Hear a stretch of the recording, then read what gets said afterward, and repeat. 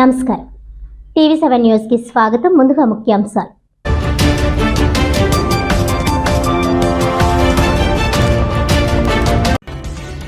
న్యాయబద్ధమైన తమ సమస్యలను పరిష్కరించాలంటూ కోరుతున్న అంగన్వాడీ కార్యకర్తలు. కాకినాడ ధర్నా చౌక్ వద్ద 3వ రోజు కొనసాగిన అంగన్వాడీల ధర్నా.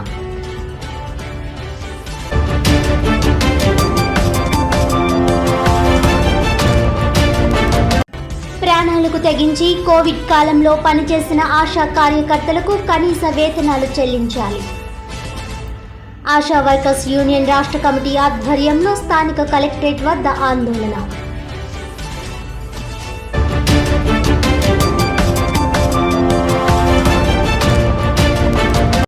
మిచాంగ్ తుఫాన్తో నష్టపోయిన వరి, ఆక్వా, ఉద్యాన రైతులను ఆదుకోవాలి. కాకినాడ జిల్లా పరిషత్ సెంటర్ వద్ద సిపిఐ ఆధ్వర్యంలో ధర్నా.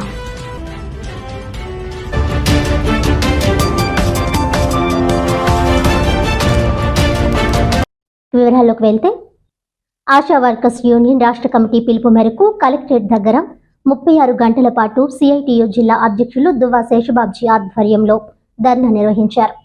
ఈ సందర్భంగా ఆయన మాట్లాడుతూ, జగన్ ప్రభుత్వం అధికారంలోకి వచ్చిన 4.5 ఏళ్లలో ధరలు 500% పెరిగాయని, జీతాలు మాత్రం పెరగలేదని విమర్శించారు. అన్ని రాష్ట్రాల కంటే ఆంధ్రప్రదేశ్ రాష్ట్రంలో నిత్యావసర సరుకుల ధరలు ఆకాశాన్ని అంటుతున్నాయని, అందుకు జగన్ వేసే అదనపు పన్నులే కారణమని తెలిపారు. ప్రాణాలకు తెగించి కోవిడ్ కాలంలో పనిచేసిన ఆశా కార్యకర్తలకు కనీస వేతనాలు చెల్లించకుండా జగన్ ప్రభుత్వం శ్రమదోపిడీ చేస్తుందని, తక్షణం ప్రతి ఆశా కార్యకర్తకు 26,000 కనీస వేతనం అమలు చేయాలని, 10 లక్షలు గ్రూప్ ఇన్సూరెన్స్ సౌకర్యం కల్పించాలని, ఆన్లైన్ పేరుతో వేధింపులు ఆపి పని భారాన్ని తగ్గించాలని డిమాండ్ చేశారు. అనంతరం జిల్లా అధ్యక్ష కార్యదర్శులు నర్ల ఈశ్వరి, చంద్రమల పద్మ, సిఐటియు జిల్లా ప్రధాన కార్యదర్శి చెక్కల రాజ్ కుమార్ మాట్లాడుతూ, ప్రభుత్వ ఉద్యోగులుగా ఆశాలను పరిగణించి సంక్షేమ పథకాల నుండి దూరం పెడుతూ వేతనాలు చెల్లించేటప్పుడు ఆశాలను గౌరవ వేతనం పేరుతో పిఆర్సీ అమలు కాకుండా జగన్మోహన్ రెడ్డి ప్రభుత్వం 2 నాలుకల ధోరణితో వ్యవహరించడం సిగ్గుచేటన్నారు. తక్షణం ఆశాలను ప్రభుత్వ ఉద్యోగులుగా గుర్తించి పిఆర్సీ అమలు చేయాలని, రిటైర్మెంట్ బెనిఫిట్స్, పెన్షన్ ఇవ్వాలని, గ్రాడ్యుటీ అమలు చేయాలని, చనిపోయిన ఆశా కుటుంబంలో ఒకరికి ప్రభుత్వ ఉద్యోగం ఇవ్వాలని, రిటైర్మెంట్ వయసు 62 సంవత్సరాలు ఆశాలకు వర్తింపజేయాలని డిమాండ్ చేశారు. ఈ ధర్నా శిబిరానికి టీఎన్టీయూసీ జిల్లా అధ్యక్షులు గదుల సాయిబాబా, ఏపీఎంఎస్ఆర్యు రాష్ట్ర కోశాధికారి దుంపల ప్రసాద్, రైతు సంఘం జిల్లా అధ్యక్షులు Tirumala Shetty Nageswararao, GGH sanitation workers union నాయకులు Vijay Kumar, mess workers union నాయకులు ఏచూరి శ్రీనివాస్, రాయుడు రమేష్, చివుకుల వెంకట్రావు, వెంకన్న, స్వామి, రాయుడు నాగలక్ష్మి తదితరులు పాల్గొన్నారు. రాష్ట్ర వ్యాప్తంగా ఈరోజు ఉదయం నుంచి ఆశా వర్కర్లు 36 గంటల పాటు వంట వార్పు కార్యక్రమాన్ని మొదలుపెట్టారు. కాకినాడ జిల్లాలో కూడా చేస్తున్నాం. ఇది రేపు ఈవినింగు సాయంత్రం వరకు ఉంటుంది. ఇది రాష్ట్ర ప్రభుత్వానికి ఇది మేము చెప్పింది అంటే ఇది ఒక తొలి కార్యక్రమం మాత్రమే. ఆశాలకి కనీస వేతనం 26,000 రూపాయలు ఇవ్వాలని చెప్పి కోరుతున్నాం. కేవలం 10,000 రూపాయలు ఇస్తున్నారు. దాంతో కుటుంబాన్ని నెట్టుకుని రావడం చాలా కష్టం. అందువల్ల వేతనం పెంచాలి అని చెప్పి కోరుతున్నాం. రిటైర్మెంట్ ఏజ్ ఇతర అందరికీ 62 సంవత్సరాలు ఉంది. అదే విధంగా ఆశాలు కూడా పెంచాలని చెప్పి గ్రూప్ ఇన్సూరెన్స్ 10 లక్షలు ఏర్పాటు చేయాలని కోరుతున్నాం. కోవిడ్ సమయంలో మరణించిన వారికి కొన్ని రాష్ట్రాల్లో 50 లక్షలు ఇచ్చారు. ఈ జిల్లాలో కూడా కొందరు మరణించారు, ₹1 ఇవ్వలేదు. వారికి కూడా పరిహారం ఇవ్వాలని చెప్పి కోరుతున్నాం. రిటైర్ అయిన తర్వాతను ఎక్స్గ్రేషియా కింద కొన్ని చోట్ల ఏంటంటే 2 లక్షలు, కొన్ని చోట్ల 3 లక్షలు ఆ రకంగా ఇస్తున్నారు. కొన్ని రాష్ట్రాల్లో, ఆంధ్ర రాష్ట్రంలో కూడా ఎక్స్గ్రేషియా అమౌంట్ని 5 లక్షలు ఇవ్వాలని చెప్పి కోరుతున్నాం. ఇక్కడ అసలు ఇవ్వట్లేదు. ఈ డిమాండ్ల సాధన కోసం చెప్పి మేము ఈ వంట వార్పు కార్యక్రమం చేస్తున్నాం. ఇది బిగినింగ్ మాత్రమే. ఎప్పటితోటి ప్రభుత్వం ఇది పరిష్కారం చేయకపోయినట్లయితే సమ్మెలకు కూడా వెళ్తామని చెప్పి ప్రభుత్వానికి హెచ్చరికగా తెలియజేస్తాం. ఈరోజు ఆశా వర్కర్స్కి కనీస వేతనం 26,000 రూపాయలు ఇవ్వాలని కోరుతూ ఆంధ్రప్రదేశ్ అన్ని కలెక్టర్ ఆఫీసుల దగ్గర కూడా ధర్నా నిర్వహిస్తూ ఉన్నాం. ఆశా వర్కర్లకి కనీస వేతనం 26,000 ఇవ్వాలి. అలాగే రిటైర్మెంట్ బెనిఫిట్స్ కల్పించాలి.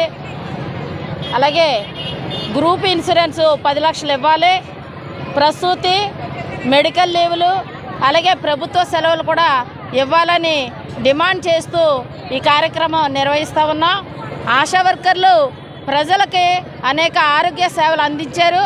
ప్రాణాలకు తెగించి కోవిడ్లో సేవలు అందించడంలో కీలక పాత్ర పోషించిన ఆశా వర్కర్లకి 10,000 రూపాయలు వేతనం సరిపోవట్లేదు. కాబట్టి ఈ ప్రభుత్వం స్పందించి వెంటనే 10,000 రూపాయలని 26,000 కనీస వేతనం ఇవ్వాలని డిమాండ్ చేస్తూ ఉన్నాం. ఈ ప్రభుత్వం వచ్చిన తర్వాత ధరలు చూస్తే అధికంగా పెరిగినాయి. అయితే ఆశా వర్కర్లకే 10,000 రూపాయల వేతనం ఇస్తున్నామని చెప్పి ఈ రోజుని సంక్షేమ పథకాలు రద్దు చేశారు. ఆశా వర్కర్ ఉండడానికి ఇల్లు కావాలి, అదే ఏరియాలో పనిచేయాలని చెప్తూ ఉన్నారు. కానీ కనీసం కట్టుకోవడానికి ఇల్లు ఇవ్వట్లేదు, ఉండడానికి స్థలం కూడా ఇవ్వని పరిస్థితి ఈ రోజుని ప్రభుత్వం చేస్తూ ఉంది. దీన్ని వెంటనే ఖండిస్తూ ఉన్నాం. ఆశా వర్కర్లకే సంక్షేమ పథకాలు ఇవ్వాలి, ప్రభుత్వ సెలవులు అలాగే మెడికల్ లీవ్లు ఇవ్వాలి, కనీస వేతనం 26,000 రూపాయలు ఇవ్వాలని డిమాండ్ చేస్తూ ఉన్నాం.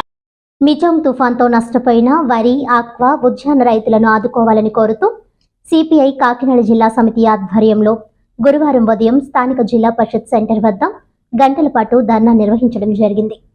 రైతుల పట్ల రాష్ట్ర ప్రభుత్వం నిర్లక్ష్య వైఖరి నశించాలని, జాతీయ విపత్తు ప్రకటించాలని, రైతులను ఆదుకోవాలని సిపిఐ జిందాబాద్ అంటూ పార్టీ శ్రేణులు నినాదాలిచ్చారు. అనంతరం ఈ ధర్నా ఉద్దేశించి సిపిఐ రాష్ట్ర కార్యవర్గ సభ్యులు తాటిపక మధు మాట్లాడుతూ మిజాం తుఫాన్తో ఉమ్మడి తూర్పుగోదావరి జిల్లా, ముఖ్యంగా కాకినాడ జిల్లాలో రైతులు తీవ్రంగా నష్టపోయారని అన్నారు. ఇంత జరుగుతున్నా జిల్లాలో ఉన్న మంత్రులు, ప్రజాప్రతినిధులు కనీసం సమీక్ష కూడా చేయలేదని, ధాన్యం కొనుగోలు చేయడంలో తీవ్ర అలసత్వం చూపించారని అన్నారు. ప్రజాప్రతినిధులకు ఇసుక భూ కబ్జాల మీద ఉన్న శ్రద్ధ రైతులపై లేదన్నారు. ముఖ్యమంత్రి మాటలు కాగితాలకే పరిమితమవుతున్నాయని అన్నారు. రాష్ట్రంలో సుమారు 20 లక్షల ఎకరాలకు పైగా అపార పంట నష్టం వాటిల్లిందని మధు తెలిపారు. తుఫాన్ కరువు నష్టాన్ని జాతీయ విపత్తుగా గుర్తించి రాష్ట్రానికి 1,000 కోట్లు తక్షణం సాయం ప్రకటించాలని అన్నారు. నష్టపోయిన ఆహార పంటలకు ఎకరాకు 30,000 రూపాయలు, వాణిజ్య పంటలకు 70,000 రూపాయలు, ఉద్యానవన పంటలకు 1,00,000 నష్టపరిహారం ఇవ్వాలని మధు డిమాండ్ చేశారు. సిపిఐ జిల్లా కార్యదర్శి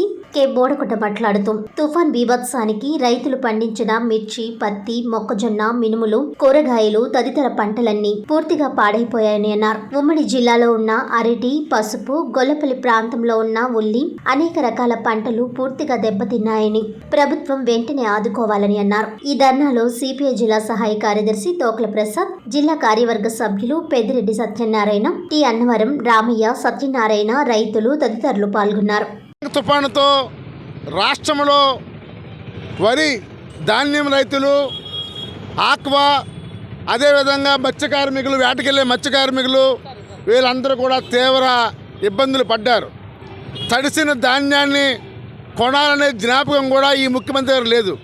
ఎందుకంటే గత వారం రోజుల ముందే వాతావరణ శాఖ త్వరలో తుఫాను వస్తుంది అని ప్రభుత్వాన్ని హెచ్చరిస్తున్నా, ట్రైన్ రద్దు చేసిన ఈ జగన్మోహన్ రెడ్డి మాత్రం కనీసం ఏమీ స్పందించకపోగా ఏమీ మాట్లాడలేదు. దీంతో ఏమైంది, రైతులందరూ కూడా వరిని రోడ్డు మీద ఆరబెట్టారు.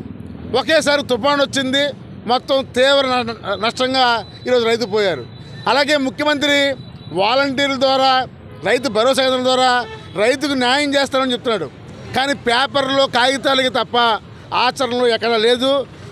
మేము మా రైతు బృందం బోడగొండ గారు, ప్రసాద్ గారు అందరం కూడా మేము మొత్తం ఈ జిల్లా అంతా తిరిగి జిల్లా కలెక్టర్ స్పందించమన్నాం, మంత్రులు స్పందించమన్నాం. కానీ ఈ ప్రజాప్రతినిధులు ఎవరైతే మంత్రులు, ఎమ్మెల్యేలు ఉన్నారో వీళ్ళు ఇసుక, భూ కబ్జాల మీద ఉన్న ఇంట్రెస్ట్ రైతుల మీద లేదు. అందుకే ఈరోజు రైతు కన్నీరు మున్నీరు అవుతున్నాడు. అందుకనే జాతీయ విపత్తుగా దీన్ని ప్రకటించాలని ఈరోజు ధర్నా పెడుతున్నాం. తక్షణం కేంద్ర ప్రభుత్వం 1,000 కోట్లు కరువు సాయం, ఈ తుఫాను సాయం చేయాలని కోరుతున్నాం. లేకుంటే మాత్రం ఈ ఉద్యమాన్ని మరింత ఎత్తుకు తీసుకెళ్తామని తెలియజేస్తున్నాం. కిర్లంపూడి మండలం జగపతి నగరం గ్రామంలో గౌరీదేవి ఉత్సవాలు అత్యంత వైభవంగా జరుగుతున్నాయి. గురువారం ఆడపడుచులందరూ భక్తి శ్రద్ధలతో సారి పట్టుకుని గ్రామమంతా ఊరేగింపు నిర్వహించి గౌరీదేవి అమ్మవారికి సమర్పించారు. ఈ కార్యక్రమంలో రాష్ట్ర తెలుగుదేశం పార్టీ ఉపాధ్యక్షులు జ్యోతుల నెహ్రూ కావిడి మోస్తూ మహిళలతో కలిసి అమ్మవారికి సారి సమర్పించారు. ఈ సందర్భంగా కాపు ఉద్యమ నేత ముద్రగడ పద్మనాభం గౌరీదేవి దర్శనానికి వచ్చి అమ్మవారికి ప్రత్యేక పూజలు నిర్వహించి తీర్థ ప్రసాదాలు స్వీకరించారు. అనంతరం వారు మాట్లాడుతూ కిర్లంపూడిలో గౌరీ సంఘం ఆధ్వర్యంలో గౌరీదేవి ఉత్సవాలు ఘనంగా నిర్వహించుకుంటూ సంబరాలు చేసుకుంటూ అమ్మవారి నిమజ్జనం చేసి సారే గ్రామం అంతా పంచిపెట్టడం జరుగుతుందని, ఆ పార్వతీ పరమేశ్వరుల ఆశీస్సులతో రైతులు ప్రజలందరూ సుభిక్షంగా సుఖ సంతోషాలతో ఉండే విధంగా ఆశీస్సులు అందుకోవాలని కోరుకున్నానని తెలియజేశారు. ఈ కార్యక్రమంలో చదరం చంటిబాబు, కొత్తకొండబాబు, సర్పంచ్ గుడాల శ్రీలత రాంబాబు, కొర్ల చిన్నబాబు, ఆళ్ల శ్రీమన్నారాయణ, దాడి గోవిందు, మధురెడ్డి సూరిబాబు, దాడి బాబీ, సరిసే శివ, బుద్ధ జగతి, ఆలయ కమిటీ సభ్యులు, ఆళ్ల బాబులు, 4 పేటలకు సంబంధించిన కమిటీ మెంబర్లు పాల్గొన్నారు. హలో నాన్నగారు ఒకసారి లోపలికి వెళ్ళండి అమ్మా, లోపలికి వెళ్ళండి ఒకసారి.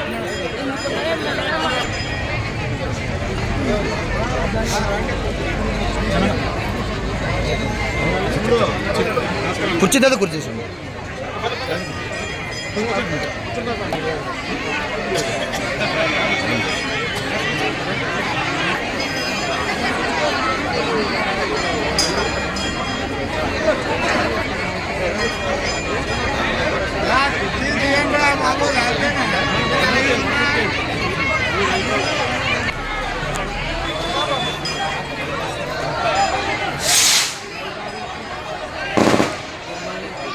హలో హలో ఇక్కడ వేసాను కూర్చోండి, అక్కడ కూర్చోండి. శ్రీ ప్రజా విరాళాలతో, ప్రజా నాయకులతో ఇచ్చిన విరాళాలతో నిర్మించడమైనది. మరి గత సంవత్సరం సుమారు 14 సంవత్సరాలుగా మనం ఇక్కడ గౌరీదేవి నిలుపుకొని ప్రతి సంవత్సరము ఉత్సవాలు, మరి మన మీద అభిమానంతో